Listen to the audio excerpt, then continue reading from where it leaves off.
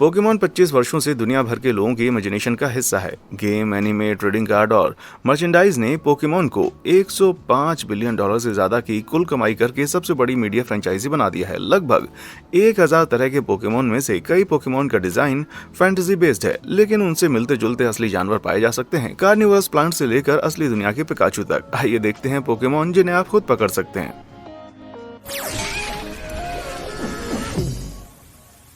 एश का पहला Pokemon Caterpie हर fan के साथ साथ ही पोकेमॉन के राइटर सतोशी ताजरी को भी प्यारा है। पोकेमॉन ट्रेनर्स का दुनिया की यात्रा करना और पोकेमॉन को पकड़ने का पूरा कॉन्सेप्ट ताजरी के बचपन के इंसेक्ट पकड़ने के शौक से इंस्पायर्ड है।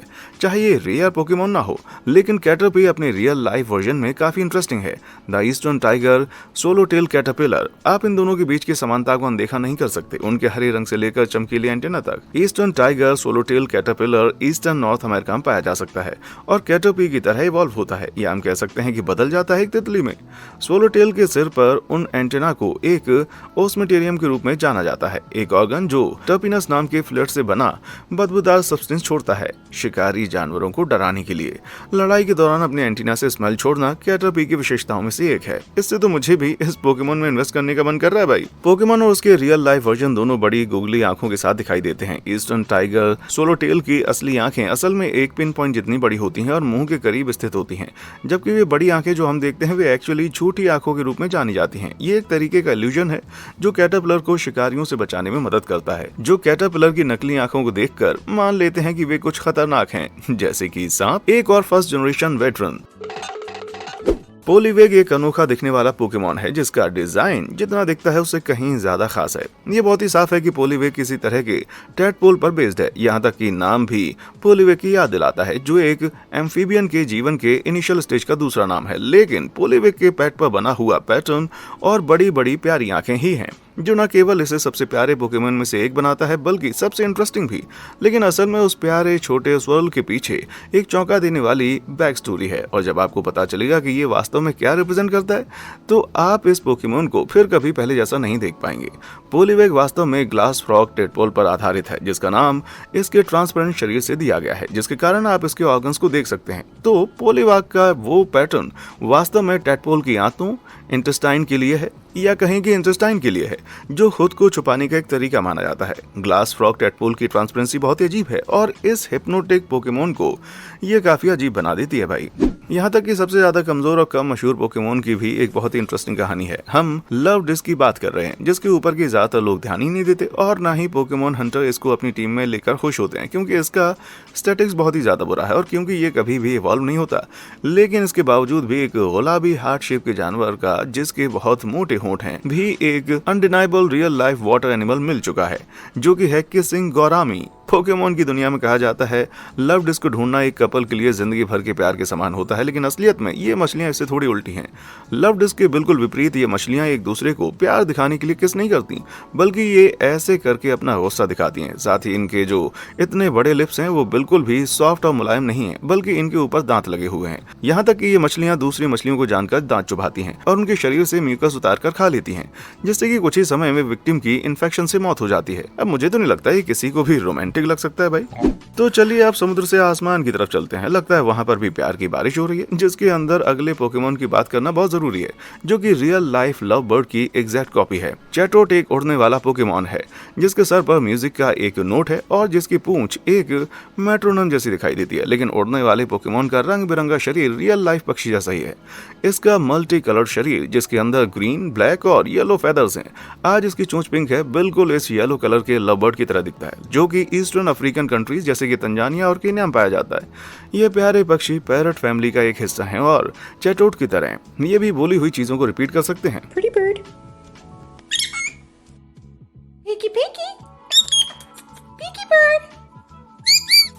पोकेमॉन की तरह इन लव बर्ड्स को भी ह्यूमन कंपेनियनशिप के लिए इस्तेमाल किया जाता है और ये बहुत ज़्यादा मजबूत पेट्स हैं। लेकिन जैसे कि इनका नाम बताता है कि इन पक्षियों को जोड़ों में ही रखना चाहिए। तो चलिए आप समुद्र की गहराइयों में चलते हैं। हम सभी को पता है कि समुद्र के अंदर ढेर सारे अजीब और सुंदर क्रिएशंस रहते हैं, जो कि पोकेमॉन इंस्पिरेशन के लिए परफेक्ट हैं। ये गहराइयों में रहने वाला जानवर है लॉन्ग नोज्ड चिमेरा, जिसको कि घोस्ट शार्क भी कहा जाता है। ये खतरनाक जानवर समुद्र में बहुत ही ज्यादा नीचे होते हैं, जो कि ज्यादातर टेम्परेट और ट्रॉपिकल वाटर में पाए जाते हैं, और ये शार्क और स्टिंगरेज जैसी मछलियों के दूर के कजन होते हैं। शायद आपको ये जानकर हैरानी होगी कि ये अजीब सा जानवर एक बहुत ही क्यूट पोकेमोन की इंस्पिरेशन था, जो कि है गोरबेस। लॉन्ग नोज चिमेरा 3000 फीट से भी ज्यादा की गहराई में रहते हैं और बिल्कुल गोरबेस की तरह ही बहुत ज्यादा प्रेशर हैंडल कर सकते हैं। ये दोनों देखने में बहुत ज्यादा सिमिलर हैं। इनकी बड़ी बड़ी आंखें, फिन्स और बहुत ज्यादा लंबी स्नाउट की वजह से एक जैसे दिखते हैं, लेकिन इनकी प्यारी आंखों को देखकर धोखा ना खा जाइएगा। इन मछलियों की नाक में सेंसरी नर्व एंडिंग्स होती हैं, जो कि शिकार को ढूंढने में मदद करती हैं, जिसको फिर ये अपने दांतों से दबाकर खा जाती हैं। चलो, इतनी लंबी स्नाउट किसी की तो काम आई भाई। कुछ सी क्रिएचर तो इतने ज्यादा फैंटास्टिक होते हैं कि पोकेमॉन क्रिएटर्स को बस उनकी कॉपी करनी थी। डियाल्गा, जिसको कि मास्टर ऑफ टाइम की तरह पूजा जाता है, डायमंड एंड पर्ल एडिशन की सीरीज में इंट्रोड्यूस किया गया था, और ये सिर्फ कुछ ही उन ड्रैगन्स में से एक है जो कि स्टील के बने होते हैं। हालांकि ज्यादातर लोग यही सोच रहे होंगे कि इनकी इंस्पिरेशन डायनासोर रही होगी, लेकिन ये काफी हद तक रियल लाइफ ड्रैगन से मिलते जुलते हैं, जो कि हमारी दुनिया में कहीं भी पाए जा सकते हैं।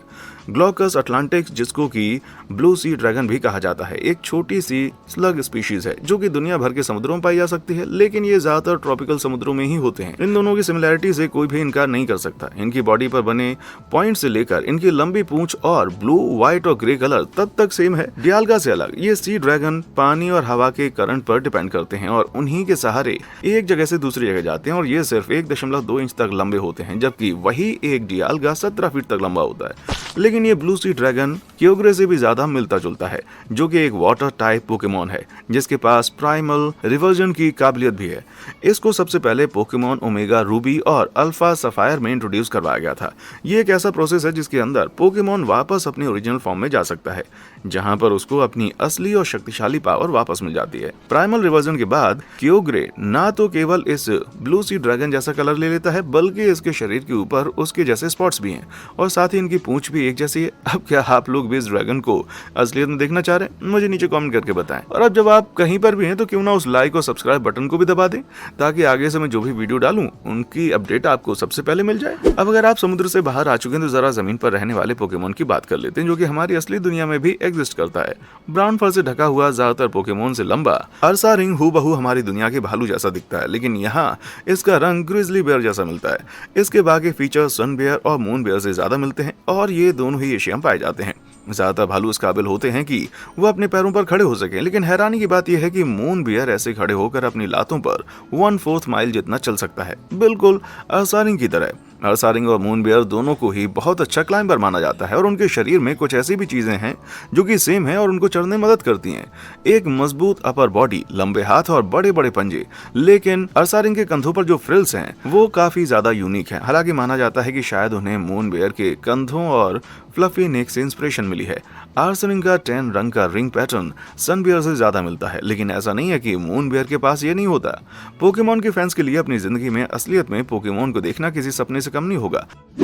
और अब जिस पोकेमॉन के बारे में बता रहा हूँ असली दुनिया के एशियन टापीर से कुछ ज्यादा ही मिलता जुलता है, वो है drowsy. Asian tapir South East Asia के ट्रॉपिकल लोलैंड रेनफॉरेस्ट में पाए जाते हैं, और एशियन टापीर की तरह ही ड्राउजी का शरीर भी 2 रंगों से बना हुआ है, जो कि किसी सुअर की तरह लगता है, और एक कोमफ्लाज की तरह जंगलों में काम करते हैं। साथ ही इन दोनों की लंबी सूंड भी है, जो कि प्रीहेंसाइल है, जिसका मतलब है कि ये उन्हें चीजें उठाने में और पानी में रास्ता ढूंढने में मदद करती है। इनकी फिजिकल सिमिलरिटीज के बावजूद टापीर ड्राउजी की तरह लोगों के सपने नहीं खाता, क्योंकि ये चीज असल में एक जापानीज कैरेक्टर बाकू से ली गई है। बाकू असल में सुपरनेचुरल होते हैं और उनकी भी सूंड होती है, और जापानीज लोगों के मुताबिक भगवान ने जब सारे जानवरों को बना दिया था तो बचे हुए हिस्से को जोड़कर बाकू को बनाया गया था। ड्राउजी की तरह ही बाकू भी लोगों को सुला सकते हैं और उनके सपनों को खा देते हैं, वो भी ज्यादातर अपनी नाक से। अब ड्राउजी के लिए मैं बस इतना कह सकता हूँ कि सर्दी के समय वो सपने खाने से परहेज करे।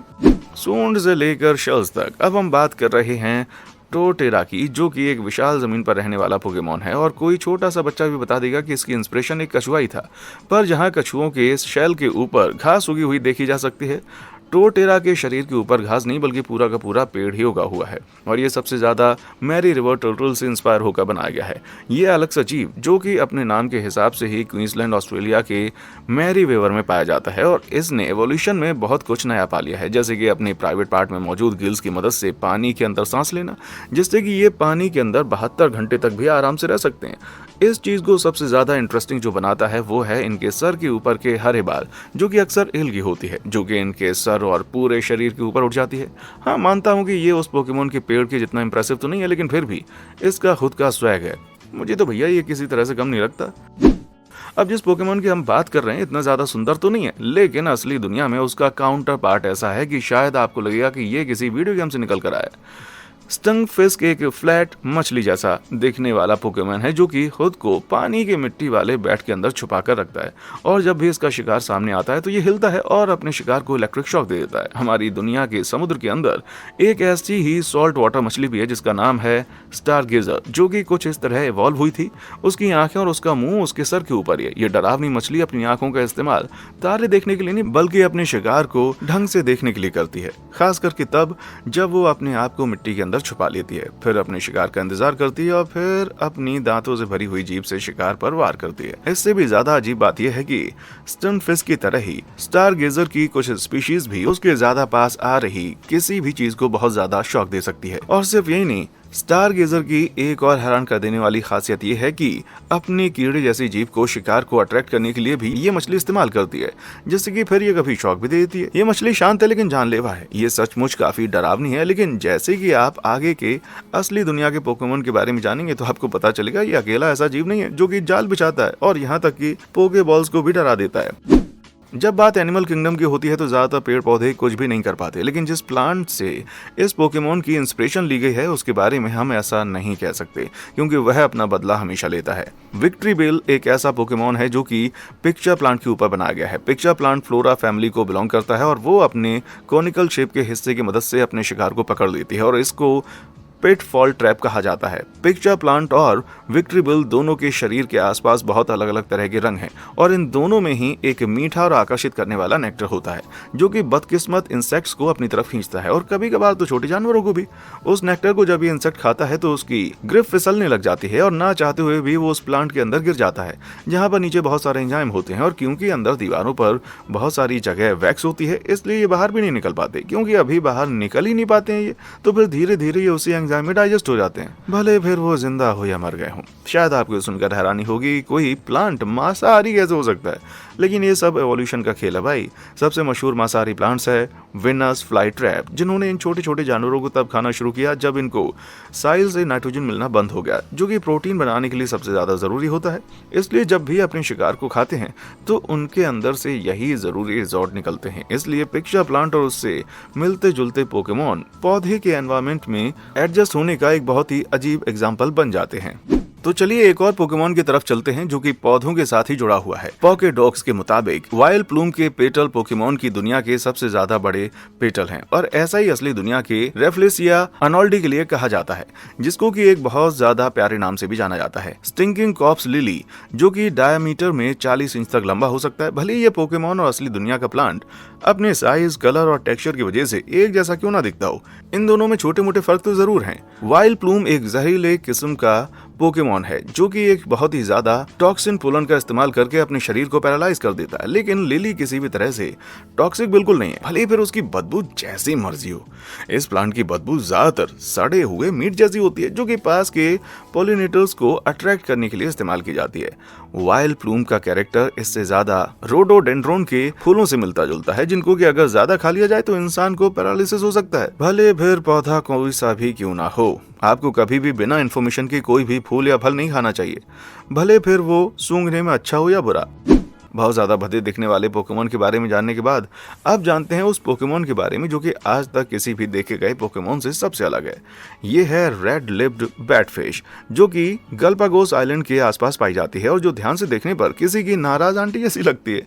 एक मछली होने के बावजूद इनको अच्छे से पढ़ना नहीं आता और ये अपने पैरों की मदद से पानी के बेड पर चलती हैं। हालांकि ऐसा हो सकता है कि इसको ओरिजिनली इंस्पिरेशन की तरह ना लिया गया हो, लेकिन इसका एंगुलर हेड और इसके शरीर के अगले हिस्से पर पैर इसको ड्रीपी जैसा बना देते हैं। ये ड्रैगन घोस्ट पोकेमॉन भले ही पानी के अंदर ना रहता हो, लेकिन इसके एम्फीबियन जैसे कैरेक्टर इसको रेड लिप्ड बैटफिश जैसा ही बना देते हैं। और जहां रेड लिप्ड बैटफिश ज्यादातर वो सारी चीजें नहीं कर सकती जो कि बाकी की मछलियां कर सकती है, इसी तरह ड्रीपी बाकी पोकेमॉन जैसी ज्यादातर चीजें नहीं कर सकता। पोकेमॉन लोर की माने तो जब बात लड़ाई की होती है तो ड्रीपी इतना ज्यादा कमजोर होता है कि बच्चे भी उसको आसानी से हरा सकते हैं। जब इस टॉपिक पर आगे बढ़ रहे हैं तो बात करते हैं एक्सोलोटल की। ये है पोकेमॉन वोपर का असली दुनिया का हमशक्ल एक्सोलोटल। ये दुनिया के बहुत सारे हिस्सों में पालतू जानवरों की तरह पाले जाते हैं, लेकिन ये एक एक्वेरियम के अंदर रहने के लिए नहीं बने होते। ये सैलमंडर फैमिली का एक हिस्सा होते हैं और ये सिर्फ मैक्सिको की लेक जोचिमिल्को नदी के कीचड़ में ही पाई जाती हैं। और इसमें कोई दो राय नहीं है कि ये दुनिया की सबसे अजीब दिखने वाली चीजों में से एक है। इसकी वजह से इसको पोकेमॉन इंस्पिरेशन तो बनना ही था। ये एलियन जैसे दिखने वाले जानवर हरकतों में भी बहुत अजीब होते हैं भाई। जरा आप इनके गिल्स को देख लीजिए, ये कभी भी फिजिकली बड़े नहीं होते। इसका मतलब यह है कि जिस तरह पैदा होने के बाद दिखते हैं वैसे ही पूरी जिंदगी दिखाई देते हैं। लेकिन अगर दुर्भाग्यवश कोई कठिनाई आ जाए तब शायद इनमें कुछ बदलाव आ सकता है। 1863 में ऐसे ही कठिनाई के बारे में पता चला जब अगस्ते डुमेरिल को मैक्सिको से भेजा गया। एक्सोलोटल का एक शिपमेंट टेस्ट करने को मिला। डब्बे को खोलने के बाद वो बहुत ज्यादा हैरान हुआ क्योंकि डब्बे के अंदर एक्सोलोटल नहीं बल्कि एडल्ट सैलमैंडर थे। शिपमेंट के द्वारा कंफर्म किया गया कि शुरुआत में तो उसके अंदर एक्सोलोटल ही थे। बहुत सालों तक रिसर्च करने के बाद इस चीज के कारण सामने आया। ये डिस्कवर किया गया था कि एक्सोलोटल के अंदर मेटामॉर्फोसिस होता है, खास करके तब जब वो आयोडीन खा लेते हैं। आयोडीन एक्सोलोटल के शरीर में सिर्फ तब आता है जब वो अपने ही साथ के बाकी एक्सोलोटल को भी मारकर खा लेते हैं, जिसकी वजह से उनके शरीर में मेटामॉर्फोसिस हो जाता है और वो एक्सोलोटल का ही एक बड़ा और स्ट्रॉन्ग फॉर्म बन जाते हैं। और ये एनिमल किंगडम की सबसे अजीब चीजों में से एक है। हालांकि ये तो शुक्र है कि वूपर ऐसी किसी ट्रांसफॉर्मेशन का हिस्सा नहीं बनता। और इन दोनों जीवों में सिर्फ एक ही चीज कॉमन है, वो है इनके सर से निकल रहे गिल्स। क्योंकि आखिरकार ये गेम ज्यादातर बच्चे ही खेलते हैं। और सोचिए जब उन्हें पता चलेगा कि उनके पोकेमॉन ने अपने साथ के ही भाई बंधुओं को खाकर खुद को स्ट्रॉन्ग बना लिया है तो उन पर क्या बीतेगी। हमें तो इस बात से खुश होना चाहिए कि वूपर, जो कि एक बहुत रेयर और शाइनी पोकेमॉन है, इस असली दुनिया के क्रीचर से विपरीत बहुत ज्यादा भोला है। अपने मनपसंद पोकेमॉन को ढूंढने के सफर में ना चाहते हुए भी पोकेमॉन ट्रेनर्स एक 10 या 100 मैगिकार्प का सामना कर ही लेते हैं। इनको अक्सर दुनिया का सबसे कमजोर पोकेमॉन कहा जाता है क्योंकि ये सचमुच कुछ नहीं कर सकते। इस पोकेमॉन का भी हमशक्ल है जो कि बहुत ज्यादा मशहूर है और जिसका नाम है येलो ऑय रॉकफिश। ये सबसे लंबी उम्र जीने वाली मछलियों से एक है। येलो ऑय रॉकफिश की उम्र 150 साल लंबी मानी जाती है और इनको अक्सर ईस्ट पैसिफिक ओशन के आसपास समुद्र की गहराइयों में पाया जाता है। मैगिकार्प की तरह ही ये येलो ऑय रॉकफिश के शरीर के ऊपर भी फ्लोरोसेंट ऑरेंज कलर के स्केल हैं और इनके भी नुकीले फिन्स हैं। और इन बड़ी बड़ी आंखों के बारे में तो बिल्कुल भी मत भूलिए। मैगिकार्प का डिजाइन और उसकी एबिलिटी एशियन कॉप से भी इंस्पायर्ड है, जो कि पोकेमॉन की तरह ही पानी में हो रही डिस्टर्बेंस में बहुत जल्दी घबरा जाते हैं और अक्सर 10 फीट की ऊंचाई तक उड़ते हुए दिखाई देते हैं। इनके मछली जैसे नेचर के बावजूद कार्प को बहुत ज्यादा रॉयल माना जाता है और यहाँ तक कि बहुत सारे जापानीज एम्परर्स अपने राज में पॉन्ड्स में इन्हीं मछलियों के सजाने के तौर पर इनको रखते थे। यहाँ तक कि सबसे मशहूर कोई कार्प को 1800 ईस्वी में सबसे ज्यादा सुंदर मछली को जन्म देने के लिए ब्रीड किया गया था, जिसको कि राजाओं के गार्डन में रखा जा सके। ऐसे ही इसे जापान में इज्जत और पैसे के साथ देखा जाने लगा। मैगिकार्प के सर पर मौजूद गोल्डन क्राउन शेप के डोर्सल फिन ये होने के बावजूद ये जरूरी नहीं है कि वो पोकेमॉन किंगडम का राजा बन जाए। शायद तब तक नहीं जब तक वो इवॉल्व ना हो जाए।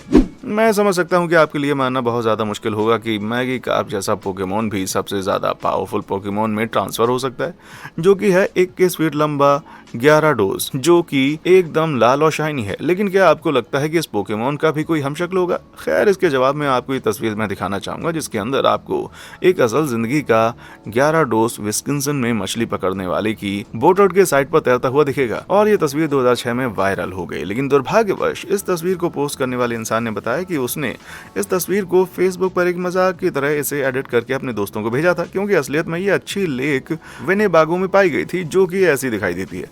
अगर हम इस तस्वीर से लाल रंग हटा दें, उसके बाद भी ये जानवर सचमुच हमारी दुनिया में पाया जाता है, और वो भी इतना बड़ा ही है। स्टर्जनस मछलियों की सबसे बड़ी स्पीशीज, जो कि 18 फीट तक लंबी हो सकती है और जिसका भार 4000 पाउंड तक हो सकता है। हाँ, हो सकता है कि इनका और ग्याराडोस का साइज और इनकी ताकत एक जैसे हों, लेकिन पोकेमॉन की बॉडी और उनका नेचुरल ब्लू कलर और फिश से ज्यादा रिजेंबल करता है, जो कि दुनिया की सबसे लंबी जीवित बोनी फिश है, जो कि 36 फीट तक लंबी है। ये बहुत कम दिखाई देने वाली मछलियां ट्रॉपिकल और सब ट्रॉपिकल ओशन की गहराइयों में 3300 फीट नीचे पाई जाती हैं और इतिहास में इन मछलियों को जिन लोगों ने देखा होगा उन्हीं ने इसके बारे में अलग अलग मिथ्स बनाए होंगे और इसी चीज से इंस्पिरेशन लेकर पोकेमॉन ग्याराडोस को बनाया गया है। सबसे ज्यादा पावरफुल पोकेमॉन से अब चलते हैं सबसे मशहूर पोकेमॉन पर। जी हाँ, मैं पिकाचू की बात ही कर रहा हूँ और इसको तो पोकेमॉन ना देखने वाले लोग भी जानते होंगे, लेकिन ज्यादातर लोगों को ये नहीं पता होगा कि इंटरेस्टिंगली पिकाचू नाम का मतलब काफी मजाकिया है, जिसको जापानीज में ट्रांसलेट करें तो उसका मतलब होता है स्पार्कल माउस नॉइज। इसको अगर शब्दों में तोड़ दिया जाए तो पिका पिका का मतलब होता है स्पार्कल और चुचू को जापानीज में चूहे की आवाज कहा गया है।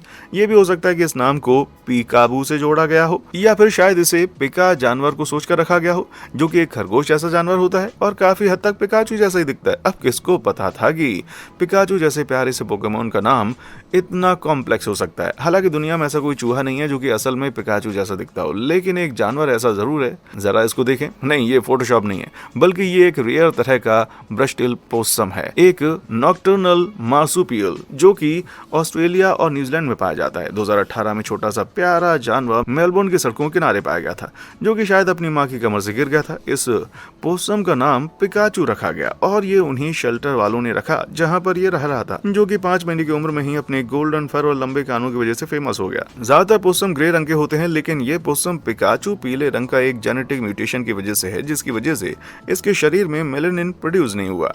ये वही चीज है जिससे कि हमारी और जानवरों की आंखें, बाल और स्किन डार्क होती है। हालांकि इसके ब्राइट कलर ने असली जिंदगी के पिकाचू को प्यारा तो बनाया, लेकिन इसी रंग की वजह से शिकारी और आसानी से ढूंढ लेते हैं।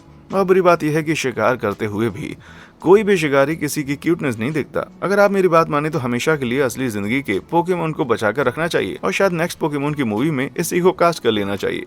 क्या आप किसी ऐसे जानवर को जानते हैं जो कि पोकेमॉन जैसा दिखाई देता है? मुझे नीचे कमेंट सेक्शन में आकर बताएं। और हाँ, देखने के लिए शुक्रिया।